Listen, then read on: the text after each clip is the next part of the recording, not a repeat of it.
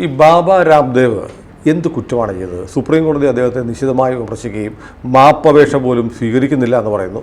ഇന്ന് കോടതി വന്നിരുന്നു, ഇന്ന് കേൾക്കാൻ പറ്റില്ല, ഏപ്രിൽ 10 വരും എന്നൊക്കെ പറയുന്നു. എന്താണ് ബാബ രാംദേവിനെതിരെയുള്ള കേസ്? അതെന്തോ മാജിക്കൽ റെമഡീസ് ആക്ട് എന്നൊക്കെ പറഞ്ഞിട്ട് ഒരു ആക്ട് പല സംസ്ഥാനങ്ങളിലും ഒക്കെ ഉണ്ട്. ഈ സർവ്വരോഗ സംഹാരിയായ മരുന്നുകൾ ഇറക്കുക, അതിന് വലിയ പരസ്യം കൊടുക്കുക. ഇപ്പോൾ ബാബ രാംദേവും ഒരുപാട് പരസ്യം കൊടുക്കുന്ന ആളാണ്. പതഞ്ജലി ഈ പതഞ്ജലി ചെയ്ത ഒരു കുറ്റം, ഈ വിഖ്യാതരായ ഈ ഫോറിൻ പ്രോഡക്ട്സ് ഉണ്ടല്ലോ, Colgate Palmolive, Procter and Gamble, ഇതുപോലെയൊക്കെയുള്ള വലിയ ആൾക്കാരെ പതഞ്ജലി ചലഞ്ച് ചെയ്തു. അവരിറക്കുന്ന ക്രീം തന്നെ അതിലും ഭംഗിയായിട്ട് പതഞ്ജലി ഇറക്കി.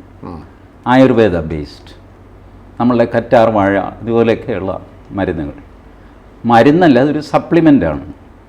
സൈഡ് ഇഫക്റ്റ് ഇല്ലാതെ കാര്യം നടത്തുക, അതാണല്ലോ ആയുർവേദത്തിൻ്റെ ഒരു സ്റ്റൈൽ. ഇഫക്റ്റ് വരാൻ ഒരല്പം താമസിക്കും, പക്ഷേ സൈഡ് ഇഫക്റ്റ് ഉണ്ടാവില്ല. അലോപ്പതി മരുന്നുകൾക്ക് പെട്ടെന്ന് ഇഫക്റ്റ് ഉണ്ടാകും, പക്ഷെ കൂടെ സൈഡ് ഇഫക്റ്റും ഉണ്ടാകും. ഇത് അലോപ്പതിക്കാർ തന്നെ സമ്മതിക്കുന്നതാണ്. പല മരുന്നുകളും അവർ തന്നെ കുറച്ചു കാലം കഴിയുമ്പോൾ നിരോധിക്കാറുണ്ട്. അതെ, ഉദാഹരണം പെൻസിലിൻ ഓയിൻമെൻറ്റ്. പണ്ട് പെൻസിലിൻ ഓയിൻമെൻറ്റ് ഉണ്ടായിരുന്നു. എവിടെയെങ്കിലും കൈ മുറിയുക, കാലും പൊട്ടി നിൽക്കുമ്പോൾ പെൻസിലിൻ ഓയിൻമെൻറ്റ് പുരട്ടെ. പിന്നെ അത് ദോഷമാണെന്ന് കണ്ട് വർഷങ്ങൾക്ക് ശേഷം അത് നിരോധിച്ചു. ഇന്നിപ്പോൾ പെൻസിലിൻ നിങ്ങൾക്ക് ഓയിൻമെൻ്റായിട്ട് കിട്ടില്ല. മറ്റു രീതിയിൽ പെൻസിലിന് ഉപയോഗിക്കപ്പെടുന്നുണ്ട്, പക്ഷേ വെറുതെ കടയിൽ പോയിട്ടൊരു പെൻസിലിൻ ഓയിൻമെൻറ്റ് തന്നെ എന്ന് പറഞ്ഞു വാങ്ങുന്ന കാലം കഴിഞ്ഞു. പക്ഷെ പണ്ടത് ഉണ്ടായിരുന്നു. ഇവരെത്രയോ മരുന്നുകൾ വിഡ്രോ ചെയ്തു മാർക്കറ്റിൽ നിന്ന്. അമേരിക്ക കുറേ മരുന്നുകൾക്ക് നിരോധനം ഏർപ്പെടുത്തി. അതിലെ ചില മരുന്നുകൾ ഇന്ത്യ, ഇറ്റലി, ജപ്പാനൊക്കെ ഉപയോഗിക്കുന്നുണ്ട്. ജപ്പാൻ നിരോധിച്ച ചില അലോപ്പതി മരുന്നുകളുണ്ട്, അത് ചൈന, യൂറോപ്പ് ഇവരൊക്കെ ഉപയോഗിക്കുന്നുണ്ട്. ഇങ്ങനെ പല രീതിയിൽ ഇവർ നിരോധനമുള്ളതും ഇല്ലാത്തതുമായ മരുന്നുകളൊക്കെ വിൽക്കുന്നുണ്ട്. പക്ഷേ ആയുർവേദക്കാർ ഇന്ന് വരെ ഒരു മരുന്നും വിഡ്രോ ചെയ്തിട്ടില്ല. കൊട്ടൻ ചുക്കാതി കുഴമ്പ് ഇനിമേലിൽ ആരും പുരട്ടത് കേട്ടോ, അതിന് അപകടമുണ്ട് എന്ന് പറഞ്ഞൊരു അറിയിപ്പ് കണ്ടിട്ടുണ്ടോ? ഇല്ല. ഏതെങ്കിലും വൈദ്യൻ കൊട്ടൻ ചുക്കാതി ഉപയോഗിക്കരുതെന്ന് പറഞ്ഞിട്ടുണ്ടോ? ഇല്ല. കൊട്ടൻ ചുക്കാതി കുഴമ്പ്, ദശമൂലാരിഷ്ടം, അഷ്ടചൂർണം എന്ന പൊടി, ഇതൊക്കെ എത്രയോ കാലം പോപ്പുലറായിട്ട് ആൾക്കാർ ഒരു ബാക്കപ്പായിട്ട് വയ്ക്കുന്നു, സഹസ്രാബ്ദങ്ങളായിട്ട്. കാരണം ടൈം ടെസ്റ്റഡ് ആണ്. ഇവരുടേത് WW ബ്രണ്ടൻ യൂണിവേഴ്സിറ്റിയുടെ ലാബിൽ ടെസ്റ്റ് ചെയ്തു എന്നാണ് അവർ പറയുന്നത്. ഇത് ഏത് ലാബിൽ ടെസ്റ്റ് ചെയ്തു എന്ന് ചോദിച്ചു കഴിഞ്ഞാൽ ഭാരതത്തിലെ ജനങ്ങൾ എന്ന ലാബിൽ ടെസ്റ്റ് ചെയ്തു. എത്ര? കുറഞ്ഞത് 20,000 വർഷങ്ങൾക്ക് മുമ്പ്. അതായത് നമ്മളുടെ സയൻസിൻ്റെ ഡെവലപ്മെൻ്റ് ഉണ്ടല്ലോ, ഫസ്റ്റ് ആസ്ട്രോണമി, തൊട്ട് പിന്നാലെ ആയുർവേദം, അത് കഴിഞ്ഞിട്ടാണ് ബാക്കി സാധനങ്ങളൊക്കെ വരുന്നത്. പല ദേവതകൾ പോലും, ഗണപതി ആരാണ്, ഒരു ദേവതയാണ് എന്ന് നമ്മൾ കണ്ടെത്തി. ഗണപതി ദൈവമാകുന്നതിന് മുമ്പ് തന്നെ ആയുർവേദം നമ്മുടെ ദൈവമായി കഴിഞ്ഞു. അശ്വിനി ദേവതകൾ. ഈ മരുന്നുകളൊക്കെ എന്ന് തുടങ്ങിയെന്ന് ചോദിച്ചാൽ ആർക്കും അറിഞ്ഞൂടാ. ആരാണിത് ഉണ്ടാക്കിയത്? ചില്ലറ ചിലതിനൊക്കെ ഇപ്പോൾ ചവനപ്രാശൻ, ചവന മഹർഷിയുടെ കൂട്ടാണ് എന്നൊക്കെ പറയും. അദ്ദേഹമാണ് ആ മരുന്ന് സജസ്റ്റ്. അതർവൈസ് അഷ്ടാംഗഹൃദയം ആണ് ബേസിക് ഗ്രന്ഥം. അത് തുടങ്ങുന്നത് തന്നെ രാഗാതിരോഗാൻ എന്ന് പറഞ്ഞിട്ടാണ്. അതായത് മനസ്സിൻ്റെ രാഗം, വികാരം, മാനസികാവസ്ഥ, അതിൽ നിന്നാണ് ഭൂരിഭാഗം രോഗങ്ങളുടെയും ഉത്ഭവം. ഇത് അലോപ്പതിക്കാർ കണ്ടുപിടിച്ചത് കഷ്ടിച്ചൊരു 60-70 വർഷം മുമ്പാണ്. നിങ്ങളുടെ മനസ്സാണ് വ്യാധിയായിട്ട് മാറുന്നത്. ഇതാണ് ബേസിക്. അപ്പോൾ മനസ്സ് നേരെയാക്കുക. അങ്ങനെയാണ് ഒരു ഈ പതഞ്ജലിയുടെ യോഗസൂത്രം, അതാണല്ലോ യോഗ. അപ്പോൾ അത് തുടങ്ങുന്നത് തന്നെ ഈ ഇത് നമ്മുടെ മനസ്സിനെ നേരെയാക്കുക, അതിന് വേണ്ടിയിട്ടാണ് അത് തുടങ്ങുന്നത് തന്നെ. ആദ്യത്തെ ശ്ലോകം തന്നെ യോഗ ചിത്തവൃത്തി നിരോധ എന്ന് പറഞ്ഞാണ് തുടങ്ങുന്നത്. ചിത്തവൃത്തിയെ നിരോധിക്കുക. നിങ്ങളുടെ മനസ്സിങ്ങനെ നാലുപാടും കിടന്ന് ഓടുന്നില്ലേ, അതിനെ നിയന്ത്രിക്കുക. അപ്പം തന്നെ നിങ്ങളുടെ ആരോഗ്യം മാറിത്തുടങ്ങും, മെച്ചപ്പെടും, ഇമ്പ്രൂവ്ഡ് ആകും. നിങ്ങൾ വയസ്സനായിക്കോട്ടെ, കുട്ടിയായിക്കോട്ടെ, എന്തുമായിക്കോട്ടെ. ആശ്വാസത്തിൻ്റെ ആദ്യ പോയിൻ്റ് എന്ന് പറയുന്നത് ചിത്തവൃത്തി നിരോധമാണ്. അപ്പോൾ bending your body is not yoga, straightening your mind is yoga. ഈ മൈൻഡ് സ്ട്രേറ്റൻ ചെയ്യാൻ വേണ്ടിയിട്ടുള്ള ഒരു എക്സർസൈസാണ് ബെൻഡിങ് യുവർ ബോഡി. ബോഡിക്കല്ല ഇവിടെ പ്രാധാന്യം, മനസ്സിനാണ്.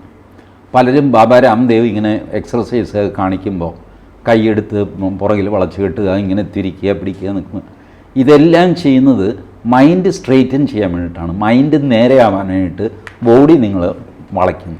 ഇതൊക്കെയാണ് അതിൻ്റെ പ്രിൻസിപ്പിൾസ്. അങ്ങനെയാണ് അദ്ദേഹം തൻ്റെ ആയുർവേദ പ്രോഡക്ട്സിന് പതഞ്ജലി എന്ന് പറഞ്ഞ് യോഗാചാര്യൻ്റെ പേരായിട്ടിരിക്കുന്നത്, ആയുർവേദാചാര്യൻ്റെ അല്ല. കാരണം ആയുർവേദം has been derived from yoga. യോഗത്തിൻ്റെ ഒരു ഉപോൽപ്പന്നമാണ് ആയുർവേദം. അപ്പോൾ അങ്ങനെ മനസ്സും ശരീരവും ചേർന്ന ഒരു ചികിത്സയാണ് ആയുർവേദം. സമഗ്രമായ ചികിത്സയാണ്. കൈക്ക് എന്തെങ്കിലും കുഴപ്പം വന്നു കഴിഞ്ഞാൽ കൈക്കായിരിക്കില്ല അവർ ചികിത്സിക്കുന്നത്. ആദ്യം മനസ്സിന് ചികിത്സിക്കുകയും അതിലൂടെ കയ്യിലേക്ക് വരികയും ചെയ്യുന്ന ഏർപ്പാട്. എന്തുമായിക്കോട്ടെ, ഇത് സഹസ്രാബ്ദങ്ങളായിട്ട് നിൽക്കുന്നു. ഇതിന് വേറൊരു തെളിവ് ആവശ്യമില്ല. അനുഭവസ്ഥരാണ് ഇതിൻ്റെ തെളിവ്. ഇത് പരസ്യം ചെയ്തു എന്നുള്ളതാണ് ബാബ രാംദേവിൻ്റെ കുറ്റം. ഇതിന് പ്രമേഹത്തിന് നല്ലത്, ക്യാൻസറിന് നല്ലത് എന്നൊക്കെ പറഞ്ഞിട്ട് ക്യാൻസർ മാറിയവർ മാറാത്തവർ അത് ഇതൊക്കെ ആയിട്ടുള്ള പരസ്യം. ഇത് ഇന്ത്യൻ മെഡിക്കൽ അസോസിയേഷൻ ഒരു കേസാക്കുന്നു. ഇതിങ്ങനെ ചെയ്തുകൂടാൻ പാടില്ലാത്തതാണ്. ഇത് ലാബിൽ ടെസ്റ്റ് ചെയ്തിട്ടില്ല. ഇത് സയൻറ്റിഫിക് ഡാറ്റ, FW ഫൗളർ, പിന്നെ ബ്രണ്ടൻ ലാബിലെ ടെസ്റ്റ്, ഇതൊക്കെ വെച്ചിട്ട് സയൻറ്റിഫിക് ഡാറ്റ. ഈ സയൻറ്റിഫിക് ഡാറ്റ എന്ന് പറഞ്ഞപ്പോൾ സുപ്രീം കോടതിക്ക് കുളിര് കയറി. ഈ ലോബി എല്ലാം IMAയുടെ പിന്നാലെയുണ്ട്. ഞാനിത് ചോദിച്ചിട്ടുണ്ട്. ഈ പേസ്റ്റ് ഉണ്ടല്ലോ നമ്മളുടെ ഇന്ത്യൻ ഡെൻ്റൽ അസോസിയേഷൻ്റെ സർട്ടിഫിക്കേഷനുള്ള പേസ്റ്റ്, കോൾഗേറ്റ്, ഞാൻ അന്വേഷിച്ചു. ഇങ്ങനൊരു അതോറിറ്റി ഇല്ല. IDA ഇന്ത്യൻ ഡെൻ്റൽ അസോസിയേഷൻ എന്ന് പറയുന്ന സാധനമില്ല. ഞാൻ പല ഡോക്ടർമാരോടും ചോദിച്ചു. അവർ പറഞ്ഞു ഞങ്ങൾക്കറിയില്ല IDA എന്ന് പറഞ്ഞാൽ എന്താ അതോറിറ്റി. പേസ്റ്റ് എന്ന് പറഞ്ഞാൽ ബേസിക്കലി ഈ ചോക്ക് പൊടിയും മൗത്ത് വാഷും ചേർന്നതാണ് ബേസിക് കോൺസെൻട്രേഷൻ അതിൻ്റെ. ആ പേസ്റ്റ്, കോൾഗേറ്റ് പേസ്റ്റ് മറിഞ്ഞ് ഇപ്പോൾ കോൾഗേറ്റ് കാർബൺ വന്നു. എന്താണെന്നറിയാമോ? നമ്മുടെ ഉമിക്കരി പൊടിച്ച് ചേർത്തിരിക്കുന്നു. അമ്മൂമ്മ നമുക്ക് ഉമിക്കരി കൊണ്ട് പല്ല് തേയ്ക്കാൻ ശീലിച്ചത് കറങ്ങിത്തിരിഞ്ഞ് കോൾഗേറ്റ് അവിടെ എത്തിയിരിക്കുന്നു. വർഷം എത്രയായി? 60-70 വർഷമായി കോൾഗേറ്റ് ഇവിടെ കിടന്ന് കളിക്കുന്നു. ഒടുവിൽ അവർക്ക് മനസ്സിലായി ഈ സാധനം. ഞാൻ ഡോക്ടർ മാധവൻകുട്ടി, അദ്ദേഹം മരിച്ചുപോയി. ഇപ്പോൾ 3 മെഡിക്കൽ കോളേജുകളിലെ പ്രിൻസിപ്പലായിരുന്നു അദ്ദേഹം. പ്രധാന മെഡിക്കൽ കോളേജുകൾ കോഴിക്കോട്, കോട്ടയം, തിരുവനന്തപുരം, 3 മെഡിക്കൽ കോളേജിലെ അധ്യാപകൻ.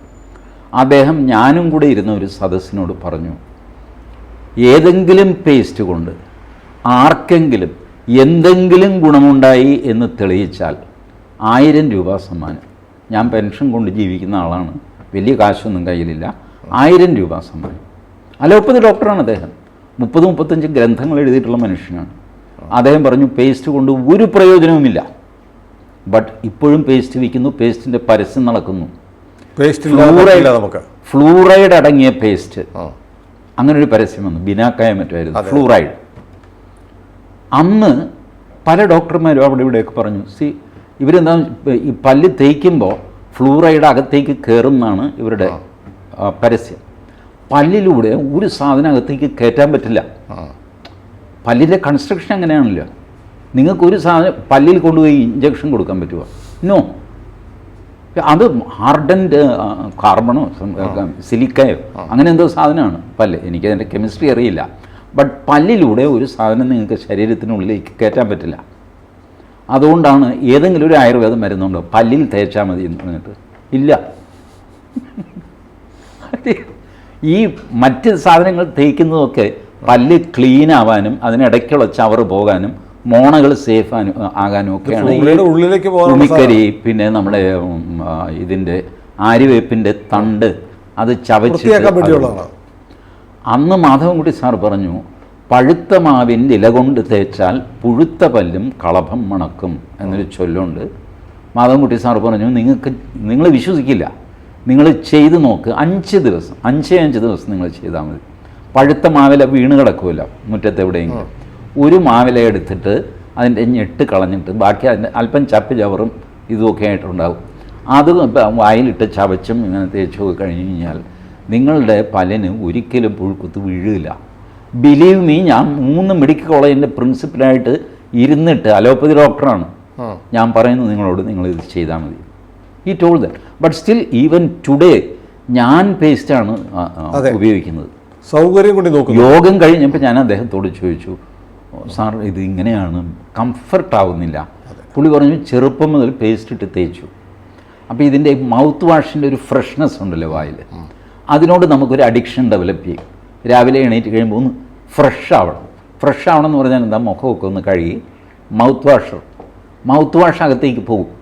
അപ്പോൾ നമ്മൾ നല്ല ശ്വാസം എന്നൊക്കെ പറയുന്നു, നല്ല സുന്ദരിയായ ചെറുപ്പക്കാർ ഹാ എന്ന് പറയുന്നു, നമ്മൾ പുളകം കൊള്ളുന്നു. ഇതൊക്കെ ഇവർ ചെയ്യുന്നു, ആർക്കും ഒരു വിഷമവുമില്ല. കോട്ടൻ ചുക്കാതി കുഴമ്പിൻ്റെ പരസ്യം കൊടുത്തു കഴിഞ്ഞാൽ പിടി വീഴും. ഇതാണ് പതഞ്ജലിക്ക് കിട്ടിയ അടി. ബിക്കോസ് പതഞ്ജലി ഇവരുടെ ശവക്കുഴി തോണ്ടുകയായിരുന്നു, ഇപ്പോഴും തോണ്ടിക്കൊണ്ടിരിക്കുക. ഈ പറഞ്ഞ ഈ പ്രോക്ടർ ആൻഡ് ഗാമ്പിൾ, കോൾഗേറ്റ്, പാമലീവ് ഇവരുടെ എല്ലാം മാത്രമല്ല, അത് കുഴിച്ച് അദ്ദേഹം അലോപ്പതി മരുന്നിൻ്റെ അടിവരെ കുഴിക്കാൻ തുടങ്ങി. എന്തുകൊണ്ടാണ് IMAക്ക് ഇത്രയും ദേഷ്യം വന്നത്? IMAക്ക് ദേഷ്യം വരാൻ കാര്യം എന്ന് വെച്ചാൽ IMAയും കൂടെ എഗ്രി ചെയ്ത് നടക്കുന്ന ഒരു കളക്കളിയുണ്ട്.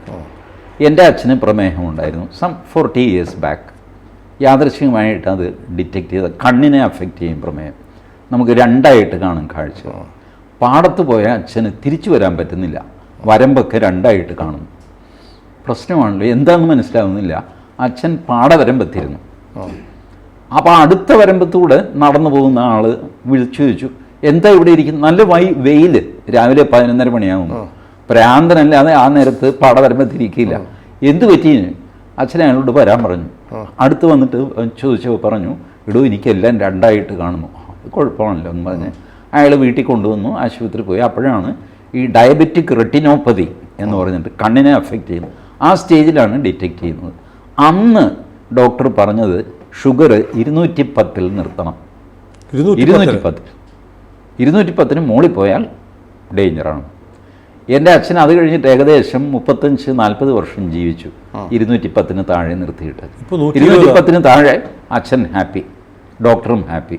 ഈ 210 180 160 140 ഇപ്പം എന്തോ 120. ഇതിങ്ങനെ കുറച്ചുകൊണ്ട് വന്നത് ആരാണ്? മരുന്ന് വിൽക്കാനായിട്ട്. ഇപ്പോൾ കേരളത്തിൽ ആ ഷുഗറിന് ഗുളിക കഴിക്കാത്ത എത്ര പേരുണ്ട്? വളരെ കുറച്ച് പേരേ ഉള്ളൂ. 30-32 വയസ്സിൽ പിള്ളേർക്ക് ഡയബറ്റീസ് ആണെന്ന് ഡോക്ടർ എഴുതും. എന്തെങ്കിലും മുറിവ് പറ്റി എന്നൊക്കെ പറഞ്ഞ് അവൾ ടെസ്റ്റ് ചെയ്യാൻ പോകുമ്പോൾ കൂടെ ഇവർ ഷുഗറും കൂടെ ടെസ്റ്റ് ചെയ്യും. ഷുഗർ നിങ്ങളുടെ കൂടുതലാണ് കേട്ടോ, ഇപ്പം തന്നെ 135 ഉണ്ട്, 120 ലിമിറ്റ്. ഒരു കാര്യം ചെയ്യും, ഒരു ഗുളിക സ്റ്റാർട്ട് ചെയ്യും. ജീവിതകാലം മുഴുവൻ ഈ ഗുളിക, കോടിക്കണക്കിന് രൂപ ഈ ഫാർമ കമ്പനികൾ അടിച്ചുകൊണ്ട് പോകുന്നു ഈ ഷുഗറിൻ്റെ. ഈ വാചകമടിക്കുന്ന ഞാനും ഷുഗറിൻ്റെ ഒരു ഗുളിക തിന്നുന്നുള്ളൂ. ഞാനും. ഡോക്ടർ എന്നോട് പറഞ്ഞു, രാവിലെ ഒരെണ്ണം തിന്നോ ഒരു സേഫ്റ്റിക്ക്, വലിയ ഷുഗറൊന്നും ഇല്ല. എന്നാൽ ഇടയ്ക്ക് ഞാൻ ടെസ്റ്റ് ചെയ്യുമ്പോൾ ഈ പറഞ്ഞ 110 120 ചിലപ്പോൾ 125 130 ഒരിക്കലും 180. അപ്പോൾ ഡോക്ടർ പറഞ്ഞു ഇച്ചിരി കൂടുതലാണല്ലോ, ഒരു കാര്യം ചെയ്യും, രാത്രിയും കൂടെ ഒരെണ്ണം തിന്നോ എന്നൊക്കെ പറഞ്ഞ് ഇങ്ങനെ തട്ടി ഇങ്ങനെ പോവുകയാണ്. എപ്പോഴാണ് നമ്മുടെ പ്രാണൻ എടുക്കുന്നത് അറിയാമില്ല. ഇതിന് ഒരു കുഴപ്പമില്ല. ഈ കാശിൻ്റെ ഒരു ഷെയർ ഈ IMAയ്ക്കും കിട്ടുന്നുണ്ട് എന്ന് വേണം സംശയിക്കാൻ. ഇത് വീണ്ടും ഇവരുടെ ഈ കറക്ക് കമ്പനി എനിക്ക് സ്ട്രൈക്ക് ചെയ്ത്, ഇപ്പോൾ ഈ ഭക്ഷണം ഓരോരുത്തരുടെയും ചോയ്സാണ്. ഭക്ഷണം കഴിക്കാൻ എനിക്ക് സ്വാതന്ത്ര്യമുണ്ട്. സുനിലേ, ഇല്ല. വെറുതെ പറഞ്ഞുകൊണ്ട് നടക്കുക ഇല്ല. ഞാൻ പറയട്ടെ, അയഡിൻ ചേർക്കാത്ത ഉപ്പ് നമ്മൾ നേരത്തെ കഴിച്ചു. സാധാരണ ഉപ്പ് ഇപ്പോൾ കിട്ടാനുണ്ടോ മാർക്കറ്റിൽ? ഇല്ല. എൻ്റെ ഇഷ്ടഭക്ഷണമാണ് ഉപ്പ്. ആ ഉപ്പിൽ നിർബന്ധിച്ച് അയഡിൻ ചേർക്കുന്നത് ആര്? ഇത് സോണിയാഗാന്ധിയുടെ കാലത്ത് നടന്നതായതുകൊണ്ട് ഒരുത്തനും ഈ ഭക്ഷണത്തിൽ സർക്കാർ ഇടപെടരുത് എന്നൊക്കെ പറയുന്നു. ഒരുത്തം മിണ്ടത് ഇപ്പോഴും മിണ്ടാറില്ല അവർ. ഭക്ഷണത്തിൽ മോദി ഇടപെട്ടിട്ടില്ല. ഇടപെട്ടത് സോണിയാഗാന്ധി മൻമോഹൻ സിംഗിന്റെ കാലത്താണ്. അതുകൊണ്ട് ഇവർക്ക് ഒരു ചുക്കുമില്ല. വിഷം കലക്കി കൊടുത്താൽ കുടിക്കും. സോണിയാഗാന്ധി കലക്കി കൊടുക്കണം, ഇത്രേ ഉള്ളൂ. മോദി കൊടുക്കുന്നത് അമൃതാണെങ്കിലും അത് വിഷമാണെന്ന് പറഞ്ഞ് വെള്ളം വയ്ക്കും. ഇത്ര അധപ്പതിച്ച ഒരു ടീമിനെ ഞാൻ കണ്ടിട്ടില്ല. You don't get pure salt now. Pure salt നിങ്ങൾക്ക് കെമിക്കൽ ഇൻഡസ്ട്രിക്ക് ആവശ്യമാണ്. അതുകൊണ്ട് 50 കിലോയുടെ ചാക്കിലെ പ്യുവർ സോൾട്ട് കിട്ടുള്ളൂ. ഇപ്പോൾ സുനിലിന് പ്യുവർ സാൾട്ട് ഉപയോഗിക്കണമെങ്കിൽ 50 കിലോയുടെ ചാക്കിന് തൂത്തുക്കുടിയിൽ ഓർഡർ ചെയ്യണം. ഒരു ചാക്കായിട്ട് അവൻ തരില്ല. 10 ചാക്ക് ഉപ്പ് കൊണ്ടുവന്ന് വീട്ടിൽ അട്ടിയിടാൻ പറ്റുമോ? ഇതെല്ലാം കൂടെ അരിഞ്ഞ് നാശമാണ്. കിട്ടാനില്ല ഈ സാധനം.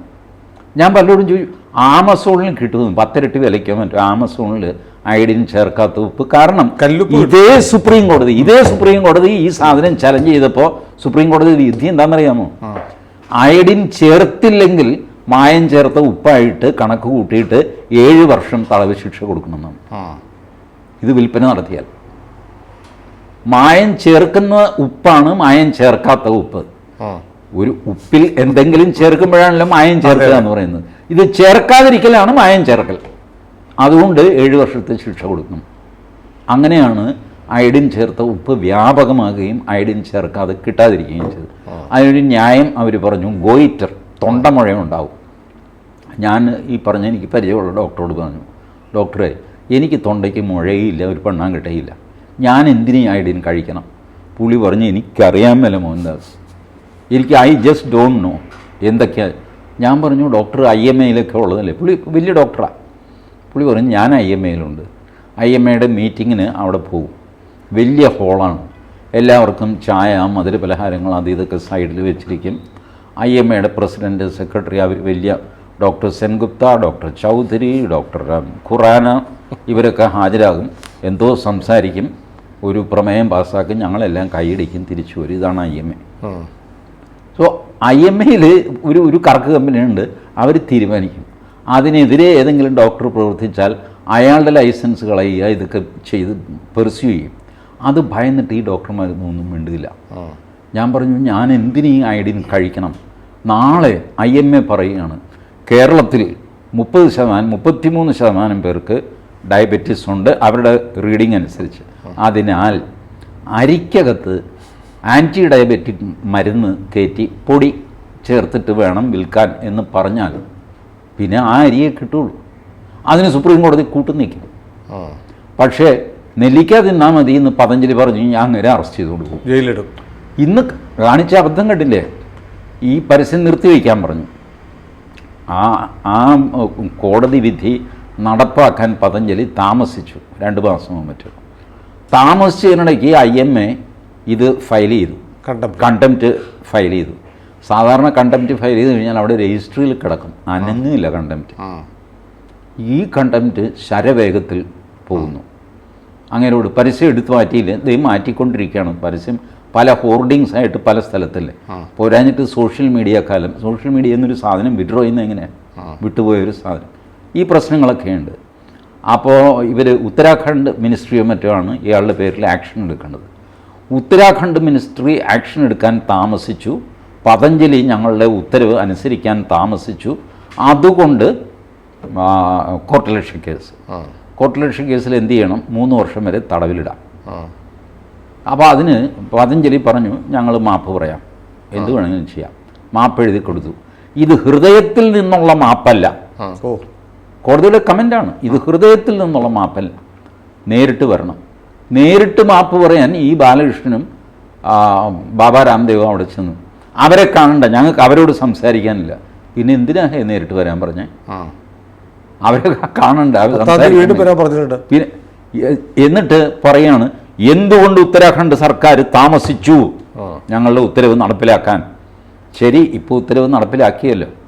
താമസിച്ചതിൻ്റെ ശിക്ഷ എന്താണെന്ന് വെച്ചാൽ ഇന്ന് തന്നെ കൊടുക്കരുതോ? അവർ വെച്ച് താമസിപ്പിച്ചു, നിങ്ങൾ വെച്ച് താമസിപ്പിക്കുന്നത് എന്തിനാ? ഏപ്രിൽ 10 വീണ്ടും മാറ്റി. ഇതിനെ നടത്തിക്കുക എന്ന് പറയും. ഡൽഹി വരെ വന്നു പോകാൻ ചിലവുണ്ടല്ലോ. അവനൊന്ന് നടക്കട്ടെ, അവൻ്റെ ബാബ, അവൻ്റെ ഒരു കാവ്യ സംഗതി ഞാൻ കാണിച്ചു തരാം. ഈ ധാർഷ്ട്യം, ഈ യൂറോപ്യൻ ധാർഷ്ട്യം ജഡ്ജികളെ ബാധിച്ചിരിക്കുന്നു. അവർ യൂറോപ്യൻ ലോബിക്ക് കീഴടങ്ങി, മരുന്ന് ലോബിക്ക്, ഫാർമ ലോബിക്ക് കീഴടങ്ങി എന്നുള്ള വൈൽഡ് അലിഗേഷൻ ഒന്നുമല്ല പറയുന്നത്. I am assailing their mind set. Of ignoring Ayurveda. എനിക്ക് ഓർമ്മയുണ്ട്, പണ്ട് വളരെ പണ്ട് ഇൻ 70s ജനയുഗത്തിനൊരു വാരികയുണ്ടായിരുന്നു, ഓർമ്മയുണ്ടോ? ജനയുഗം വാരിക. കമ്പിശ്ശേരിയൊക്കെ എഴുതിയിരുന്ന അത് നിർത്തിപ്പോയി. ജനയുഗം പത്രം തന്നെ മുടന്തി ആകെ കൂടെ പ്രശ്നത്തിലാണ്. ഇരിക്കട്ടെ, ഈ ജനയുഗം വാരികയിൽ കാനം ശങ്കരപ്പിള്ള വായനക്കാരുടെ കത്തിൽ ഒരു കത്ത് എഴുതിയിരുന്നു. അങ്ങനെ പറഞ്ഞു, ഈ ആയുർവേദ മരുന്നിന് ഒരു ശാസ്ത്രീയ അടിസ്ഥാനമില്ല. ക്ഷീരബല ആവർത്തിച്ചത് ഞങ്ങൾ ലാബിൽ കൊണ്ടുപോയി ടെസ്റ്റ് ചെയ്ത് നോക്കി. അതിനകത്ത് കുറച്ച് ഫാറ്റ്, അതിന് നെയ്യുണ്ട്. ഈ ഫാറ്റ് കണ്ടൻ്റ് അല്ലാതെ വേറെ ഒന്നും ഞങ്ങൾ കാണുന്നില്ല. ഒരു കാര്യം ഞാൻ ആയുർവേദക്കാരോട് പറയാം, നിങ്ങൾക്ക് ഈ പല്ലിലൂടെ അകത്തേക്കൊന്നും പോവില്ല എന്ന് പറഞ്ഞ പോലെ തൊലിയിലൂടെയും അകത്തേക്ക് മരുന്ന് പോവില്ല. തൊലി വേർക്കാനുള്ളതാണ്. പുറത്തേക്ക് വേർപ്പ് പുറത്തേക്ക് വരുന്ന ഗ്രന്ഥികളാണ് നമ്മളുടെ ശരീരം മുഴുവൻ. അകത്തേക്ക് എന്തെങ്കിലും പോകാൻ സാധ്യതയില്ല, വൺ വേ പാത്താണത്. അതുകൊണ്ട് നിങ്ങൾ ഈ വാദത്തിന് തേക്കുന്ന കുഴമ്പ്, എൻ്റെ മുട്ടിന് വേദനയുണ്ട്, കുഴമ്പ് തേക്കുന്നു. കാനം ശങ്കരപ്പിള്ള ചോദിച്ചു, ഈ കുഴമ്പ് എങ്ങനെ അകത്തേക്ക് പോകും? അതൊന്ന് പറഞ്ഞതാ. ആയുർവേദക്കാർക്ക് മറുപടിയില്ല. പക്ഷേ അപ്പോഴും ആളുകൾ കുഴമ്പ് വാങ്ങിച്ച് തിരുമുകയും എല്ല് ശരിയാവുകയും വേദന മാറുകയൊക്കെ ചെയ്തുകൊണ്ടിരുന്നു. അതുകൊണ്ട് ശങ്കരപ്പിള്ള അങ്ങനെ എഴുതി വെച്ചു, ഈ സാധനം മുന്നോട്ട് പോയി. ഇപ്പോൾ അദ്ദേഹത്തിന് ഈ നിലപാടുണ്ടോ എന്ന് എനിക്ക് അറിഞ്ഞുകൂടാ. പിന്നീട് someone came with an explanation. Even allopathy അത് സമ്മതിച്ചു. നിങ്ങൾ ഈ പറയുന്ന പോലെ ഗ്രന്ഥികളൊക്കെ ഉണ്ട്, but still it can absorb. അതുകൊണ്ടാണല്ലോ അലോപ്പതിയുടെ ഓയിൻമെൻറ്റ് വരുന്നത്. ഓയിൻമെൻറ്റ് തൊലി പുറത്ത് പുരട്ടി കഴിഞ്ഞാൽ ഇങ്ങനെ അകത്തേക്ക് പോകുന്നത്. വേദന മാറാനുള്ള ഓയിൻമെൻറ്റ് സ്പ്രേ ഉണ്ട്. ഇപ്പോൾ അനുഭവിക്കുന്നവരാണ് ക്രിക്കറ്റ് കളിക്കാർ, ഫുട്ബോൾ കളിക്കാരൊക്കെ താഴെ വീഴുമ്പോൾ പെട്ടെന്ന് കൊണ്ടുപോയി സ്പ്രേ അടിക്കുന്നുണ്ട്. നമ്മുടെ ഓലിനി എന്നൊക്കെ പറഞ്ഞിട്ട് ആ സ്പ്രേ അടിച്ച് തൽക്കാലം ഒരു ആശ്വാസമൊക്കെ.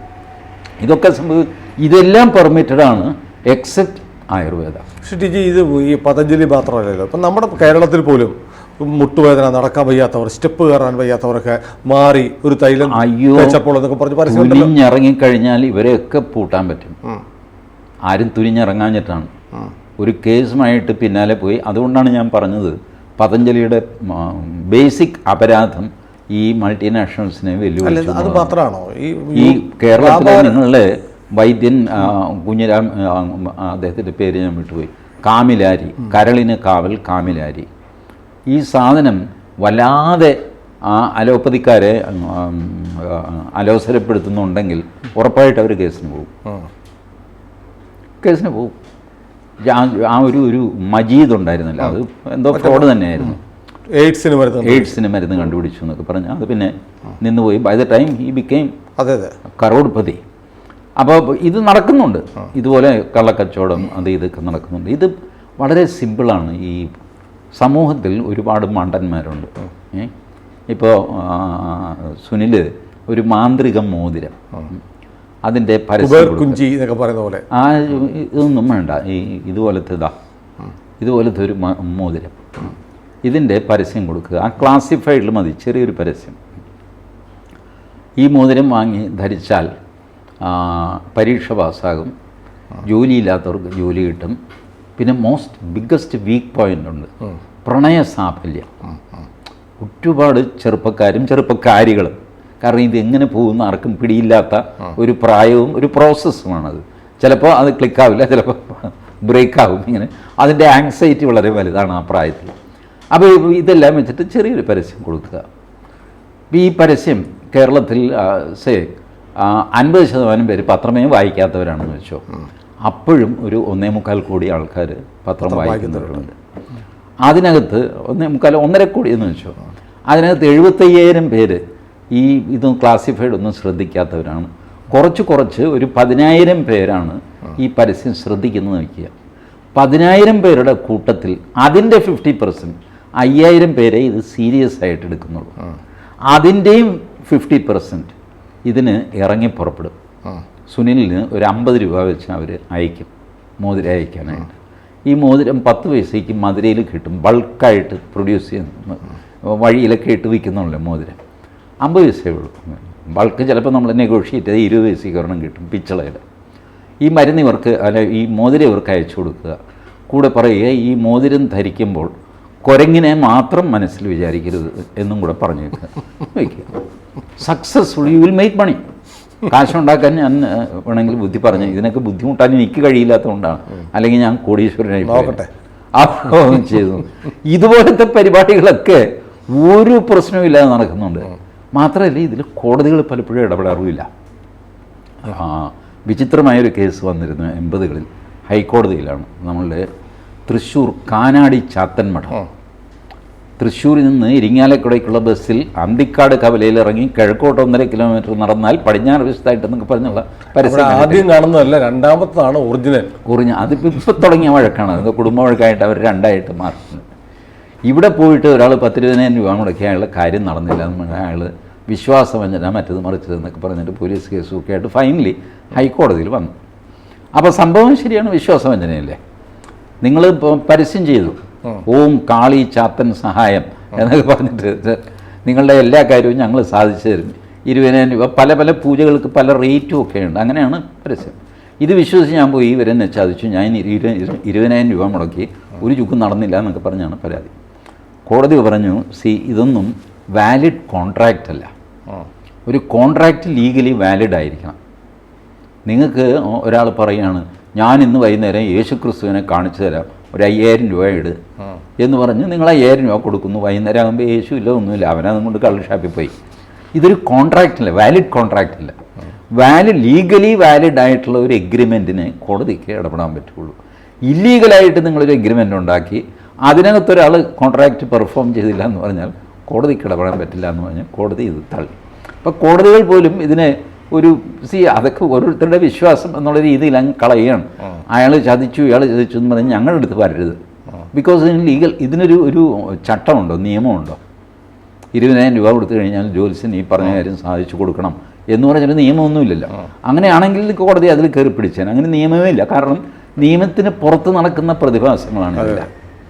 അപ്പോൾ അതിനകത്തെ കുറച്ച് തട്ടിപ്പുകാരോ സംഗതിയോ ഉണ്ടെങ്കിൽ ഇപ്പോൾ ഈ ബലി കൊടുക്കുക എന്നൊക്കെ പറഞ്ഞ് കഴിഞ്ഞ ദിവസം ഉണ്ടായില്ലേ, ഒരു സ്ത്രീയെ കൊണ്ടുപോയി കഷ്ണിച്ച് CPM-ന്റെ നേതാവൊക്കെ ഇങ്ങനെയൊക്കെ ഇപ്പോൾ ചെയ്യുന്നവരെ പിടിക്കുക, നിയന്ത്രിക്കുക എന്നുള്ളതല്ലാതെ ഒറിജിനൽ ആയുർവേദം ഉണ്ടല്ലോ, ചരകൻ, ശുശ്രുതൻ, അവർ വെച്ച പ്രിൻസിപ്പിൾ, ചരക സംഹിത, അഷ്ടാംഗഹൃദയം, ഇതിനെയൊക്കെ ബേസ് ചെയ്ത് ചെയ്യുന്ന മരുന്നുകൾ ഇത് ഫോൾസാണ്, ഇത് പരസ്യം കൊടുക്കരുത് എന്നൊക്കെ പറഞ്ഞു കഴിഞ്ഞാൽ അത് ശരിയല്ല. ഇത് തീർത്തും വെസ്റ്റഡ് ഇൻട്രസ്റ്റിൻ്റെ സ്ഥാപിത താല്പര്യക്കാരുടെ ഓപ്പറേഷൻ. ഈ സ്ഥാപിത താല്പര്യത്തിൽ ബാബ രാംദേവ് എന്ന് പറയുന്ന വളരെ ജനകീയനായ ഒരുപാട് അംഗീകാരമുള്ള ആളാണ് ബാബ. അദ്ദേഹത്തോടുള്ള ഒരു ഗ്രഡ്ജും കൂടെ ഉണ്ടോ അതിനകത്ത്? ഉണ്ട് ഉണ്ട് ഉണ്ട് ഉണ്ട് അതുണ്ട്. ഒന്ന്, അദ്ദേഹമാണ് യോഗ പോപ്പുലറാക്കിയത്. ആരെന്തൊക്കെ പറഞ്ഞു കഴിഞ്ഞാലും യോഗ ഇത്രയധികം പോപ്പുലറാകുകയും അവസാനം മോദി അത് ഏറ്റെടുക്കുകയും അത് അന്താരാഷ്ട്ര തലത്തിൽ പോപ്പുലറാകുകയും ഒക്കെ ചെയ്ത് ഈ കാവ്യക്കാരൻ കാരണമാണ്. അപ്പോൾ അന്ന് ബാബ രാംദേവിനെ പരിഹസിച്ച് ഒരുപാട് കാർട്ടൂണൊക്കെ പറഞ്ഞു.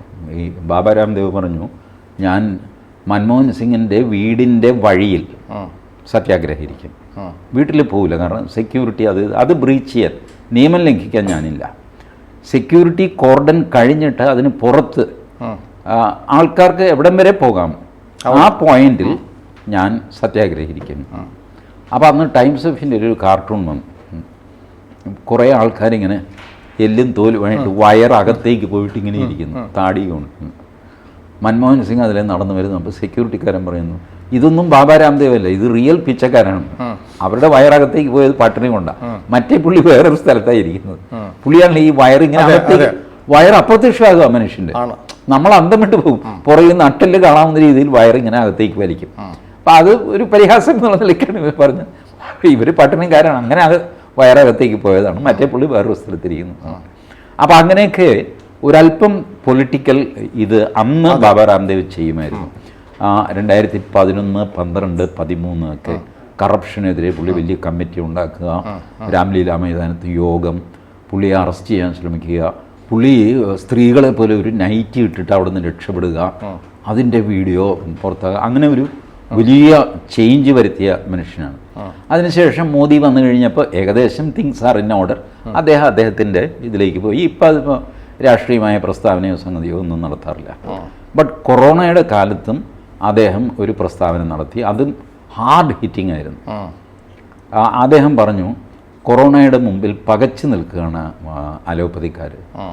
ഞാൻ ട്രഡീഷണൽ ആയുർവേദ മരുന്ന്, പുള്ളി അതിൻ്റെ നമ്മുടെ തന്നെ ഇലയാണ്, ഈ പറമ്പിൽ കിട്ടുന്ന ഇലകളാണ്, അത് ചേർത്തിട്ട് നിങ്ങളതൊരു കഷായമാക്കിയിട്ട് ഡെയിലി കുടിക്കുക, നിങ്ങൾക്ക് പ്രയോജനം ചെയ്യും. കൊറോണ വരില്ലെന്നോ വന്നാൽ മാറുമെന്നോ എന്ന് ഞാൻ പ്രോമിസ് ചെയ്യുന്നില്ല, but this will give you good health. അന്നും കൊറോണ കാലത്ത് നോക്കിയിട്ടുണ്ടോ, ഈ കൊറോണ വന്നവരൊക്കെ വേറെ എന്തെങ്കിലും അസുഖമുള്ളവരാണ് ഭൂരിഭാഗം പേര്. പെർഫെക്റ്റ് ഹെൽത്തി ആയിട്ടുള്ളൊരു മനുഷ്യനെ ഇത് അഫക്റ്റ് ചെയ്തിട്ടില്ല. കാരണം നമ്മുടെ സ്വന്തം ശരീരം തന്നെ അതിനെ പ്രതിരോധിക്കും. ഇൻറ്റേർണലി ഈ ആയുർവേദത്തിൻ്റെ ഒരു ബലം അത് നമ്മളെ, അതുകൊണ്ടാണ് ഈ ഇത് ഉരച്ചു കൊടുക്കുമല്ലോ, ഒരമരുന്ന് എന്ന് പറഞ്ഞിട്ട് കൊച്ചു കുട്ടികൾക്ക് ജനിച്ചു കഴിയുമ്പോൾ ഒരമരുന്ന് കൊടുക്കും, ഉരച്ചിട്ട് അത് നാവിലിങ്ങനെ തേച്ച് കൊടുക്കും. ബേസിക് ഹെൽത്ത് ഇമ്പ്രൂവ് ചെയ്തിട്ടുണ്ട്. അത് ഇഞ്ച ശതകുപ്പയൊക്കെ ഇട്ട് കുളിപ്പിക്കുക, കുളിക്കുന്ന വെള്ളത്തിൻ്റെ ഒരു ക്വാളിറ്റി, കഴിക്കുന്ന ഭക്ഷണത്തിൻ്റെ ക്വാളിറ്റി. ഭക്ഷണം പെട്ടെന്ന് പിള്ളേർ കഴിക്കില്ല, പാല് മാത്രമാണല്ലോ കുടിക്കുന്നത്, 24 മണിക്കൂർ ഇടയ്ക്കിടയ്ക്ക് പാല് കുടിച്ചുകൊണ്ടാണ് ഇവർ കിടക്കുന്നത്.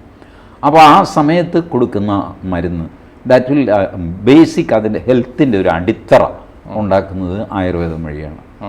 ഇതൊക്കെ അറിഞ്ഞുകൂടാഞ്ഞിട്ടല്ല, പക്ഷേ ഇത് കാശിൻ്റെ ഫാർമ ലോബിയുടെ കളി. ഏതായാലും ആയുർവേദം ലോകം മുഴുവൻ അംഗീകരിച്ചിട്ടുള്ള ഒരു ചികിത്സാ പദ്ധതിയാണ്. അംഗീകരിച്ചിട്ടില്ല. ഇപ്പോൾ ഒരുപാട് ആളുകൾ വിദേശത്ത് നിന്നൊക്കെ നമ്മുടെ ആയുർവേദ ട്രീറ്റ്മെന്റ് ഇപ്പോഴും. പക്ഷേ അവർ ചെയ്യുന്നത് എന്താ, അമേരിക്ക ചെയ്തിരിക്കുന്ന FDA അപ്രൂവൽ കൊടുത്തിരിക്കുന്നത് ഫുഡ് സപ്ലിമെന്റ് എന്ന് പറഞ്ഞിട്ടാണ്, മെഡിസിൻ അല്ല. പക്ഷേ ഫുഡ് സപ്ലിമെന്റ് ഇതിനെ മനസ്സിലാക്കിയ ആളുകൾ വരുന്നുണ്ട്. ലോകത്ത് എല്ലായിടത്തും വരുന്നുണ്ട്. ഉള്ള സായിപ്പ് മുഴുവൻ ഇവിടെ വന്നിട്ട് ഇവിടെയല്ലേ തിരുമ്മലും ഉഴിച്ചിലും പിഴിച്ചിലും അല്ല. അപ്പൊ അങ്ങനെ ഒരു അംഗീകാരം കിട്ടി. ആയുർവേദക്കാരും കുറെ അധപ്പതിച്ചു പോയി. ഈ പഞ്ചകർമ്മ ചികിത്സ എന്നൊക്കെ പറഞ്ഞു കഴിഞ്ഞാൽ 10-28 ദിവസം എടുക്കുന്നതാണ്. അതെല്ലാം കൂടെ വെട്ടിച്ചുരുക്കി 3 ദിവസം കൊണ്ട് സകല പഞ്ചകർമ്മവും കഴിഞ്ഞിട്ട് ഇവൻ്റെ കർമ്മം തീർത്ത് വിടും. ഒരു പാക്കേജ് ആക്കി മാറ്റി. കാരണം അയാൾ വരുന്നത് ആകെ 4 ദിവസത്തെ ഹോളിഡേ ആണ്. 28 ദിവസത്തെ പഞ്ചകർമ്മം നടത്തുന്നത് എങ്ങനെ? ഇത് നടക്കില്ല ചേട്ടാന്ന് പറഞ്ഞ് വേണം സായിപ്പിനെ തിരിച്ചുവിടാൻ. അതിന് പകരം സായിപ്പിൻ്റെ നിന്ന് കാശ് കിട്ടുകയല്ലേ.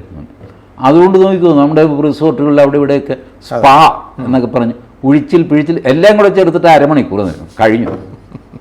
ക്യാപ്സൂൾ കഥകളി എന്ന് പറയുന്ന പോലെ. അതെ, ക്യാപ്സൂൾ കഥകളിയുണ്ട്, 20 മിനിറ്റ് കഥകളി. ഒരു ഭീമൻ എന്നൊക്കെ പറഞ്ഞിട്ട് ഒച്ച 20 മിനിറ്റ് ഉണ്ട്. ആ, നളചരിതം 4-ാം ദിവസം 1/2 മണിക്കൂർ ഉണ്ട്. അത് ആ ഒരു കുഴപ്പം ഇവർക്കും സംഭവിച്ചിട്ടുണ്ട്. ഞാൻ ഇത് ചോദിച്ചിട്ടുമുണ്ട് ആയുർവേദക്കാരോട്. ഡാബർ സ്പെഷ്യൽ ചവനപ്രാശം, ഞാൻ ചോദിച്ചാൽ എന്താ ഈ സ്പെഷ്യൽ ചവനപ്രാശം? ഇത് നിങ്ങൾ ഒബ്ജക്റ്റ് ചെയ്യേണ്ടതല്ലേ, മറ്റേ ആയുർവേദക്കാർ വൈദ്യന്മാർ പാടില്ല എന്ന് പറയണം. ഇത് ഒരു ചവനപ്രാശം എന്ന് പറഞ്ഞാൽ ആയുർവേദത്തിലൊരു കൂട്ടുണ്ട്, അത് വെച്ചുണ്ടാക്കുന്ന ലേഹ്യമാണ് ചവനപ്രാശം. Nothing special about that. അതിൽ നിങ്ങൾ വേറെ എന്തെങ്കിലും ചേർത്ത് കഴിഞ്ഞാൽ അത് ചവനപ്രാശം അല്ലാതാകും. ചവനപ്രാശം അല്ല, അത് പിന്നെ നിങ്ങൾ വേറെ പേരിട്ടോ, but never call it ചവനപ്രാശം.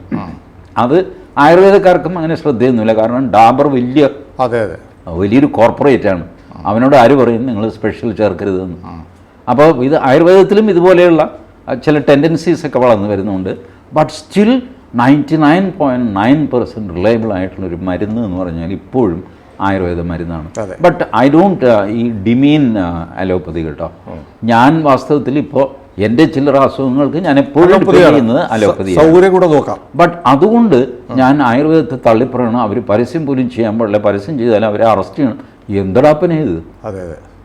See, these are two medicinal roots. Allopathy has progressed very much. I understand. ഒരുപാട് ആയിരക്കണക്കിന് വർഷങ്ങളിലൂടെ പരീക്ഷിച്ച് തെളിയിക്കപ്പെട്ടതാണ് ആയുർവേദം. ബട്ട് ആയുർവേദം ഏകദേശം സ്റ്റാറ്റിക് ആയിട്ട് നിൽക്കുന്നു. കൂടുതൽ മരുന്നുകളോ കൂടുതൽ സംഗതികളോ നടക്കുന്നില്ല. ബട്ട് ഇപ്പോൾ ഈ ആയുഷ് ഡിപ്പാർട്ട്മെൻ്റ് ഒക്കെ ഉണ്ട് കേന്ദ്ര സർക്കാരിന്, മോദി വന്നതിന് ശേഷം.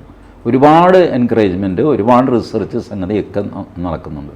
ആയുർവേദം, സിദ്ധവൈദ്യം, ഇത് യുനാനി, ഇതുപോലത്തെ സാധനങ്ങളുണ്ട്. Even homoeopathy is being encourage by government of India. അതിനിടയ്ക്കാണ് ഇവർ ഈ ബാബാ രാംദേവിനെ ഓടിച്ചിട്ട് പിടിച്ച് തല്ലും എന്ന് പറഞ്ഞ് നടക്കുന്നത്. അല്ല, ഏത് കോടതി എന്ന് പറഞ്ഞാലും ജനങ്ങൾക്ക് പാരമ്പര്യമായി ആയുർവേദത്തിലുള്ള വിശ്വാസമുണ്ട്. അതിനെ അട്ടിമറിക്കാനൊന്നും കഴിയില്ല. കൂടുതൽ വാർത്തകളും വിശേഷങ്ങളും നിങ്ങളിലേക്ക് എത്താൻ ABC മലയാളം സബ്സ്ക്രൈബ് ചെയ്യുക, ബെൽ ബട്ടണും അമർത്തുക.